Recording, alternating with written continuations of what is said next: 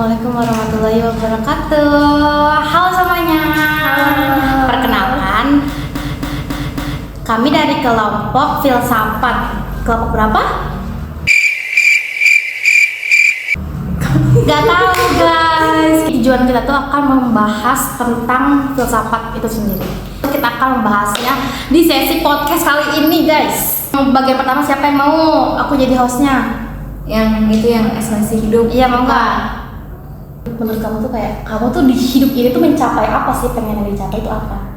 Aku tuh hidup untuk kebahagiaan di dunia maupun di akhirat. Tapi itu filsafat gak? Filsafat, Gimana hidup. Maaf. Terus lanjut ya ke pertanyaan selanjutnya untuk Kenesha. Maaf guys, ini gak ada skripnya, jadi oke lah gitu aja lah. Apa yang membuat seseorang merasa bahagia? Kalau dari sudut pandang kamu deh. Kalau yang membuat aku bahagia ya, pastinya uang. Ya, Uang pasti. setuju. Iya pastinya. Tuan Crab hidup dengan uang guys. Jadi kita harus realistis, kita tuh bahagia dengan Uang. Terus juga kebahagiaan juga ya, sangat bisa membuat kita bahagia. Ada momen-momen yang bisa buat kita bahagia gitu. enggak apa-apa ya. Contohnya momen sama keluarga dia. Iya, sama keluarga gitu. Keren. Sama teman-teman juga bisa gitu.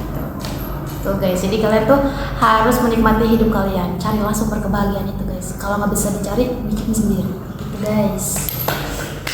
Selanjutnya pertanyaan untuk Raisya.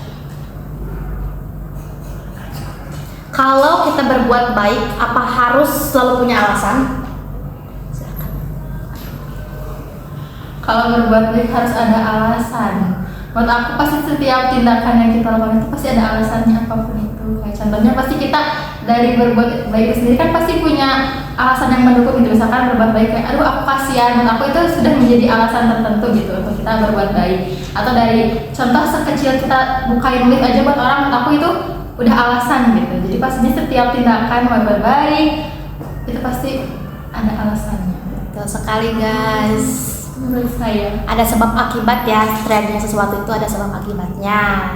Oke, kita lanjut ya pertanyaannya untuk Yasmin.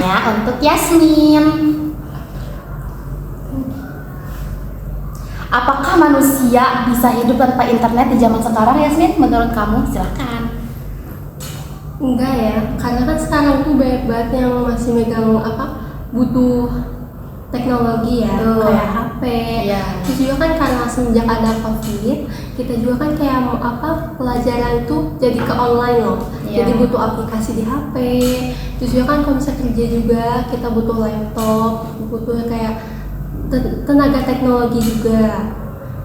sekarang kita pakai teknologi. Betul, kita merekam memakai tab dan juga kita memakai laptop, memakai kita HP, memakai AI, Google dan semacamnya. Itu tuh kita, jadi teknologi itu nggak boleh ditolak gitu. Kita tuh harus menerima teknologi dengan catatan kita harus bijak memakainya. Betul sekali. Apakah ada pertanyaan untuk aku? Silakan. Ya. Karena kita harus menjawab semua ya guys, biar fair. Oke Windy, tadi kan dia udah nanya-nanya nih ke kita berempat. Sekarang saatnya kita bertanya ke Windy. Oke Windy. Boleh. Sudah siap? Siap. Waktu dimulai dari Anda menjawab. Baik. Menurut Windy, Ya. kalau robot bisa berpikir seperti manusia, apakah mereka juga punya hak? Wih, ini cocok banget ya sama Windy karena kan Windy suka hukum. Jadi dia cocok banget nih. Boleh.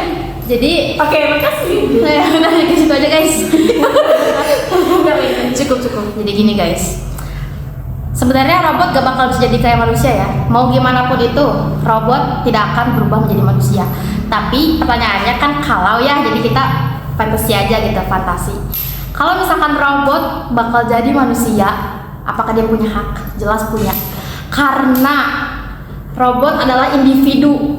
Kalau misalnya jadi manusia, dia jadi individu yang hidup di dunia ini gitu, bareng sama kita. Itu kan fantasi aja ya, nggak mungkin juga kan kalau robot hidup bisa bareng sama kita, kan agak takut, serem gimana gitu ya.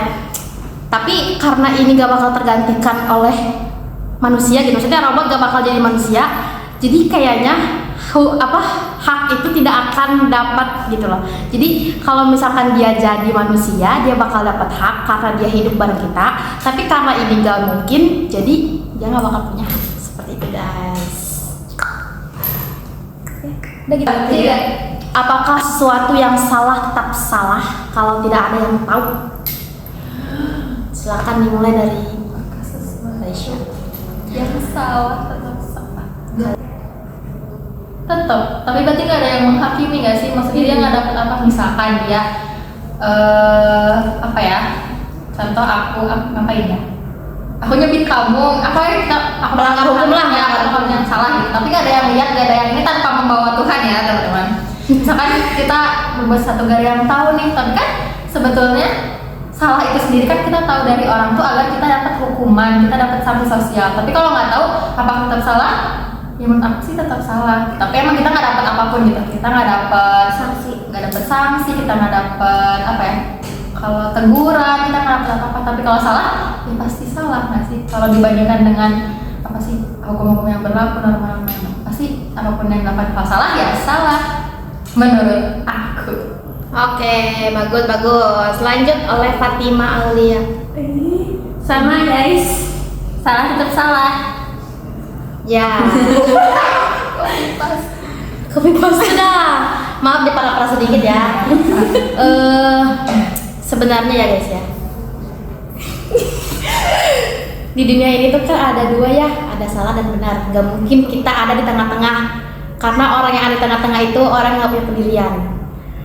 Kalau mau salah, akuin aja salah. Tapi kalau sekalinya benar ya benar, lakuinnya dengan benar gitu.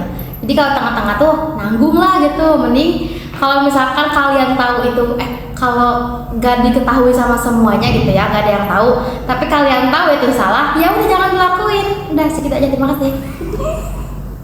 Kita akhirnya aja podcast kali ini. Mungkin kalau ada kesempatan kita bakal buat lagi kalau kita sempet ya. Karena ini adalah tugas dari Pak Arinto. Semoga Pak Arinto dapat memaklumi banyak salahnya. Kita mohon untuk dikoreksi ya Pak Arinto ya. Semoga kita kedepannya bisa lebih memahami filsafat lagi. Semoga filsafatnya Amin. Dan cukup sekian dari kelompok kami. Wassalamualaikum warahmatullahi